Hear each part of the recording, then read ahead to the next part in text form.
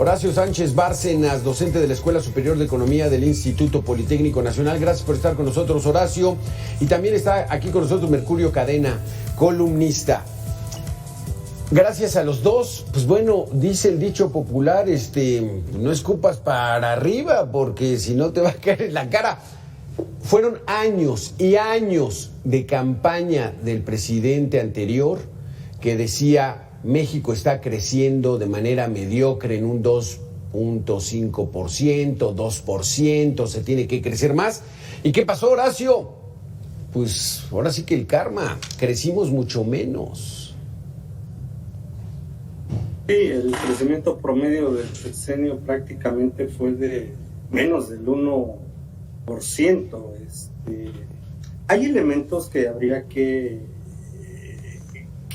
evaluar adecuadamente. Está la crisis de la pandemia, sí, y están los eventos geopolíticos y bélicos que se han presentado a escala internacional y que, bueno, resultado de ello que se han incrementado los precios de las materias primas, y eso en cierta medida ha tenido algunos efectos, aunque no todo eso sería el justificante.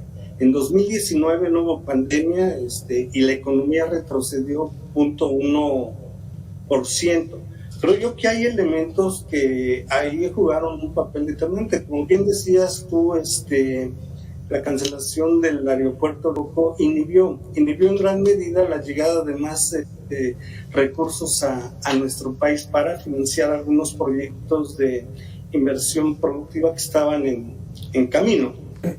Ahora bien, posterior a la pandemia, siento yo que hizo un poquito más, faltó empujar un poquito más el elemento de la inversión productiva. Creo que ahí nos quedamos un poquito, no se le dio la suficiente importancia.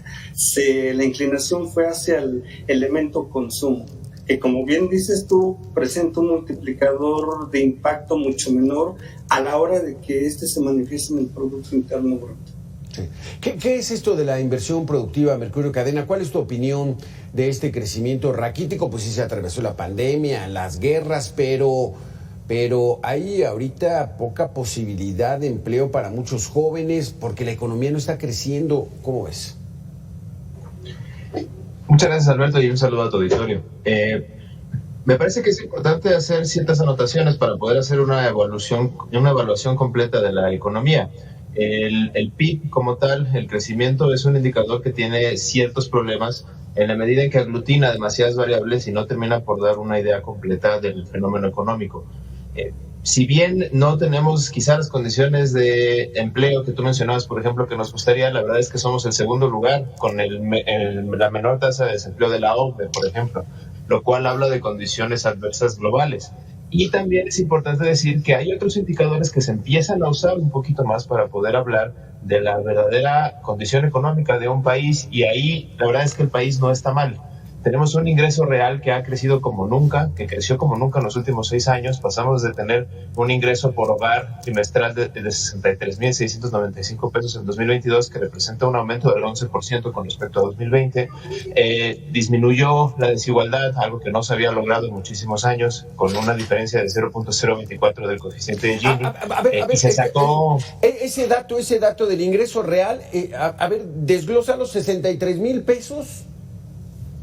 63,695 pesos trimestrales por hogar, Alberto. Entonces, todas las personas que son, así es, todas las personas que son económicamente activas en un hogar, en promedio, dado todos los deciles que conforman a la economía nacional, en promedio tenemos un 63,695 pesos.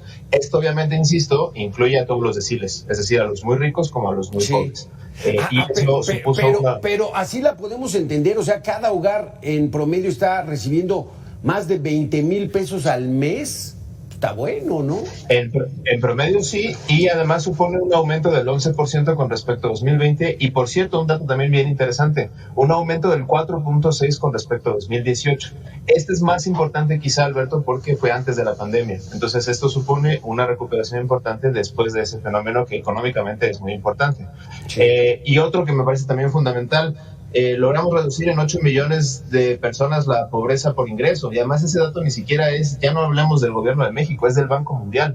y hace muchos sexenios que un presidente no lograba un sexenio, una gestión, un resultado como este, y eso es un elemento fundamental, Alberto, para poder establecer y medir adecuadamente cuál es el estado económico real de un país. ¿Esto qué significa? Que 8 millones de mexicanos dejaron el rango de pobreza. Es decir, ya esta gente tiene mayor capacidad para comprar sus productos de comida, y se ve, o sea, ¿eso cómo se puede medir, Horacio? ¿Qué opinas? Yo creo, coincido con Mercurio en algunos elementos, en otros no tanto. Por ahí el Coneval recientemente dio a conocer el índice de pobreza laboral, y ahí todavía el 35% de los mexicanos están en este rubro. Bueno, el 35% de las personas que laboran están en esa situación. Es decir, que no les alcanza con lo que ganan laboralmente para costear la canasta básica. Esto se complementa con apoyos vía transferencias y los programas sociales. Esa es una forma en la que se ha logrado sacar a los 8 millones de mexicanos de la pobreza, lo cual es bueno, lo cual creo que en ese sentido la política social del sexenio anterior fue exitosa. Sin embargo, volvamos a la discusión que es crecimiento económico. El crecimiento económico todavía deja mucho que desear. Todavía deja mucho que desear en el sentido que si no alcanzamos tasas de crecimiento a mediano y a largo plazo más elevadas de las que tenemos, lógicamente los avances que se han visto recientemente van a ser transitorios. Y van a ser transitorios porque van a detonar otros problemas. El crecimiento mediocre que se observó durante el periodo neoliberal, que no fue más allá del 2%, trajo como consecuencia una fragilidad del mercado laboral, el cual se representa con una alta tasa de informalidad laboral. Todos esos trabajadores y sus familias que se encuentran en la informalidad laboral están a un paso de entrar a una situación de pobreza. Entonces, eso se tiene que resolver a mediano y a largo plazo, y no hay otra forma de resolverlo que canalizar las políticas públicas hacia el fortalecimiento de las empresas. No hay otra salida. Creo yo que esa es la única salida que hay a mediano y a largo plazo para elevar el bienestar de las personas, de los trabajadores y evidentemente de sus familias, y que esto se refleje en mayores tasas de crecimiento económico. Está bueno el debate entonces, Horacio, Mercurio. Vamos a hacer una pequeña pausa de 2 minutos y tenemos información de último. Mercurio, lo que dice Horacio tiene peso. O sea, finalmente no podemos estar dejando estos logros a la deriva, donde hay que impulsar todavía mucho más. Entonces, si no, al rato lo vamos a padecer, ¿o qué opinas? No, totalmente, Horacio tiene razón, y yo creo que ahí es importante decir que se han hecho esfuerzos y logros importantes también en ese sentido. Falta más, hay mucho trabajo pendiente, eso es verdad. Yo quisiera también decir, antes de meterme directamente a lo que dice, a lo que dice Horacio, que es seguimos en un 36.3% de pobreza multidimensional, pero hubo una reducción, es decir, pasamos del 43.2% a ese 36.3% de 2016 a 2022. Por supuesto, no podemos decir que el trabajo está terminado, sigue habiendo una cantidad importante de personas en pobreza multidimensional, pero bueno, esa reducción es fundamental, importante y un logro que hay que mencionar. Ahora, con respecto a lo que dice Horacio ya de lleno, por supuesto que tenemos que invertir y fuerte en las empresas nacionales y extranjeras que vienen también a invertir a México para que todo eso se consolide económicamente. Ahí creo que también tenemos logros importantes. En 2023, por ejemplo, logramos una inversión extranjera directa de 36.058 millones de dólares. Eso representa un incremento del 2.17 con respecto a la captada en 2022. Y ojo, un dato que no se menciona mucho, pero que a mí me parece fundamental. Tuvimos una reinversión de utilidades que pasó de 16.027.8 millones de dólares en 2022 a 26.630.6 millones de dólares en 2023. Esto implica un repunte del 66.15% más o menos, y además en términos ya narrativos eso habla de la confianza que los inversionistas están teniendo. Ahí es donde quisiera que nos detuviéramos, Mercurio. La inversión extranjera directa, sobre todo porque ayer hubo una reunión con empresarios y que hay 20,000 millones aquí. ¿Esa es una política neoliberal o no, Horacio? O sea, o estamos teniendo una transformación o estamos siguiendo las reglas del neoliberalismo, donde Peña Nieto, Calderón, Fox pues cantaban, hay inversión extranjera directa. ¿Cómo entender esto, Horacio? Un elemento sustantivo del neoliberalismo, un eje, es la liberalización financiera y comercial de las economías. Luego entonces, pues sí es un elemento neoliberal. Cuando México ingresa al Tratado de Libre Comercio, pues efectivamente entramos de lleno al neoliberalismo. Ahora que se ratifica el tema, pues vamos a seguir en esa misma lógica. Es importante subrayar lo siguiente. Efectivamente ha habido mucha inversión pública en los últimos 6 años en nuestro país. Sin embargo, eso no se ha reflejado en crecimiento económico. Sí. Ahí algo está sucediendo. Revisando las cifras de pobreza laboral del Coneval, observamos que el primer quintil, que es donde se concentra el 20% de la población trabajadora, ellos en el último reporte del Coneval empeoraron. Y la población que está en los quintiles 2, 3, 4 y 5 mejoraron, pero mejoró mucho más la población que está en el quintil 5, es decir, que son los que gozan de las condiciones más favorables que les iba bien laboralmente. Esos que les iba bien ya, Horacio, ¿no? Mejor. Les fue mejor. Ahí hay datos, sí, creo que mejoraron en comparación de cómo empezaron el sexenio. Y aquí creo que la lupa se debe de poner en la gente que está en pobreza extrema. Esa no ha mejorado. Mejoró la que está en situación de pobreza, lo cual es loable, lo cual aplaudimos. Pero sí debe de haber mayores esfuerzos para rescatar a un mayor número de mexicanos que están en pobreza extrema. Vamos a hacer una pequeña pausa, nos detenemos entonces en este tema de la inversión extranjera directa, Mercurio. Volvemos en 2 minutos para ver qué beneficios trae esa inversión extranjera directa, algo que es muy neoliberal. Volvemos. Las principales acusaciones del presidente pasado, o sea, no somos iguales, dice, vamos a acabar con el neoliberalismo. Mantuvieron las tasas de interés altísimas, 11.25, ahorita están en 10.50. Siguen inhibiendo la producción nacional. Hay productores en Sinaloa, en Sonora, que se están quejando de que no hay apoyos. Pero sí hubo un Tren Maya que nos costó 500,000 millones de pesos, un AIFA que no despunta, que nos costó 150,000 millones de pesos, una megafarmacia que nos costó 2,000 millones de pesos, que nada más no funciona. O sea, todo eso se va a corregir, Mercurio. O sea, vamos a entrarle a la certidumbre otra vez de que se requieren de inversiones extranjeras, o se les va a seguir cerrando la llave a estas inversiones extranjeras privadas y también a los privados en México.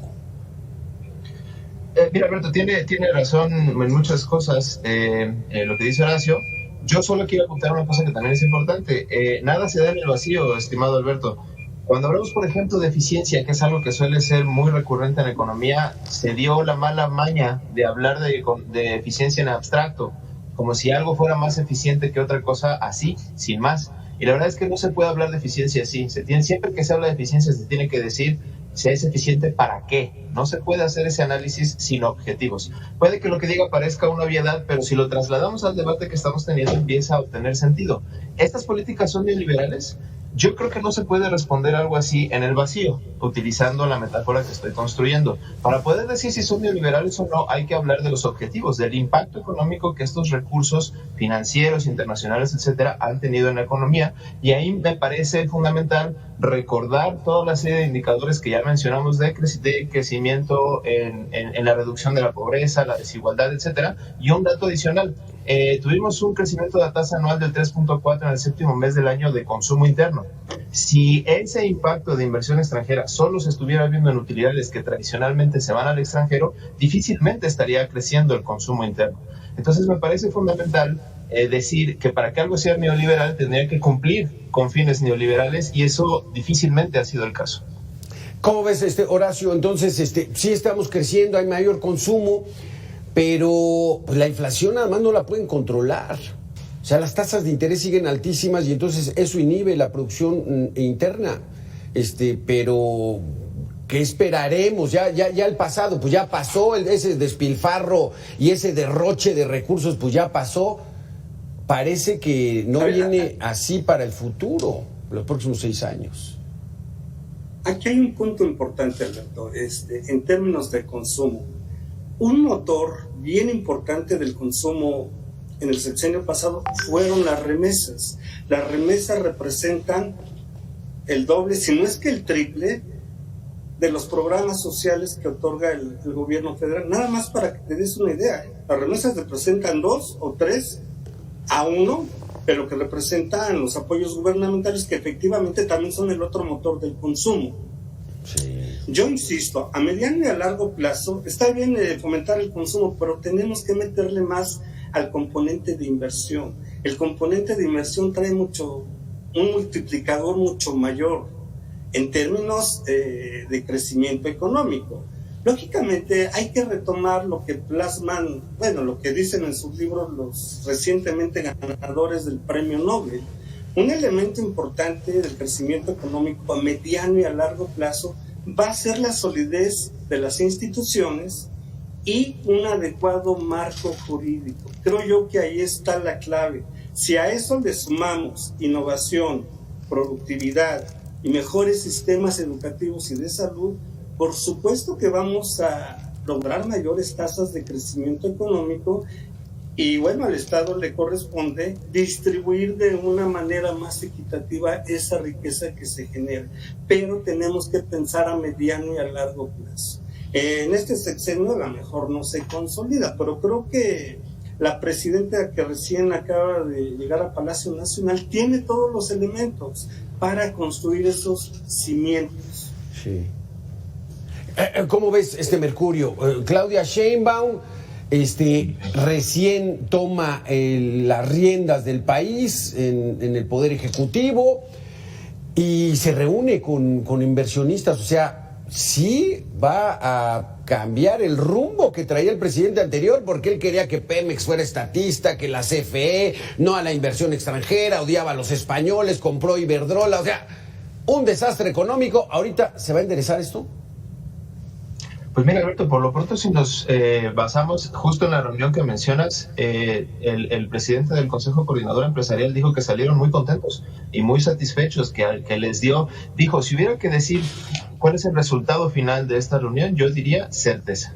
Y eso es fundamental en términos económicos y además viene del sector empresarial, lo cual yo celebro mucho porque quiere decir que estamos todas entendiendo el papel que el sector empresarial fundamental tiene en este proyecto nacional. Entonces yo creo que son buenas noticias y también me aprovecho para hablar de temas institucionales y de seguridad y Estado de Derecho, como bien mencionó Horacio. Qué bueno que saca los premios Nobel a colación, porque en su obra también mencionan, por ejemplo, que uno de los principales problemas de México siempre fue el amparo como institución. Al final es una obra que se enfoca en la calidad de las instituciones como factor de éxito nacional, lo que sea que eso signifique, pero es interesante. Y ellos siempre mencionaron que el amparo era un mecanismo tal cual estaba estructurado, que no necesariamente ayudaba a que el Estado de Derecho se aplicara de manera pareja en el país.